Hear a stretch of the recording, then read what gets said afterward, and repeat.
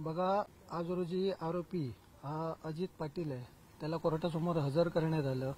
आमची अशी मागणी होती की त्याला पोलीस कस्टडी मिळावी, ही आमची मागणी होती।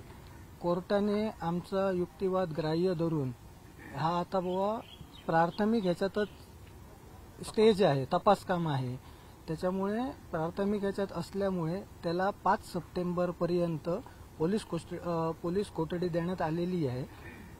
एवढं मी सांगतो। तुम्ही किती दिवसाची पोलीस कस्टडी मागली होती? आम्ही पोलिसांनी 10 दिवसाची पोलीस कस्टडी मागितली होती, परंतु कोर्टाने 5 सप्टेंबर पर्यंत म्हणजे 5 दिवस एवढी पोलीस कस्टडी दिलेली आहे। एवढी कस्टडी कशासाठी मागितली गेली पोलिसांकडून?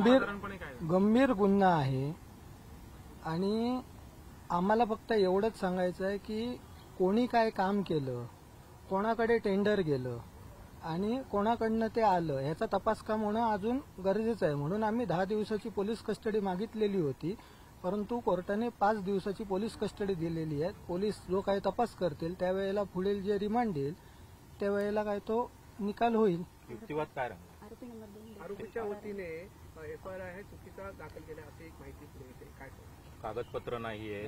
नाही, या स्टेजला मला काही सांगता येणार नाही। प्राथमिक स्टेज आहे ही फक्त रिमांड रिपोर्ट, म्हणजे आम्हाला फक्त चौकशीसाठी आरोपी पाहिजे, त्याच्यामुळे ही जी स्टेज होती ती आम्ही 5 दिवसाची पोलीस कस्टडी घेतली। सर, 109 सारखा गंभीर गुन्हा होता आणि तो पटवून देण्यात आपण कसं काय यशस्वी ठरला? नाही, 109 सारखा बरोबर आहे। 109 सारखा जरी गुन्हा असला तरी तो एखादी जो काही ठिकाण होतं त्या ठिकाणी पर्यटक खूप असतात आणि त्याप्रमाणे आता पोलिसांच्या रिपोर्टनुसार 5 लाख पर्यटक आजपर्यंत तिकडे येऊन गेलेले आहेत।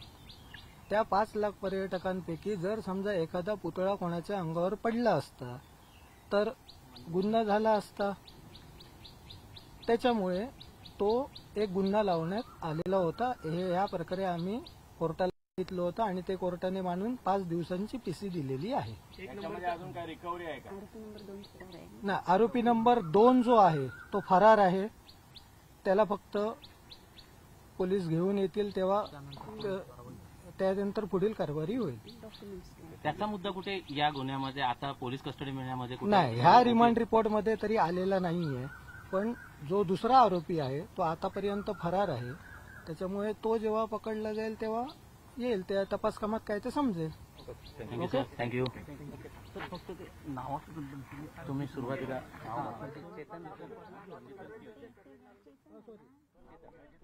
तर आपण पाहतोय आत्ताची सगळ्यात मोठी ब्रेकिंग बातमी, ती म्हणजे मालवणमधील राजकोट किल्ल्यावर उभारण्यात आलेला छत्रपती शिवाजी महाराजांचा पुतळा कोसळून झालेल्या दुर्घटनेप्रकरणी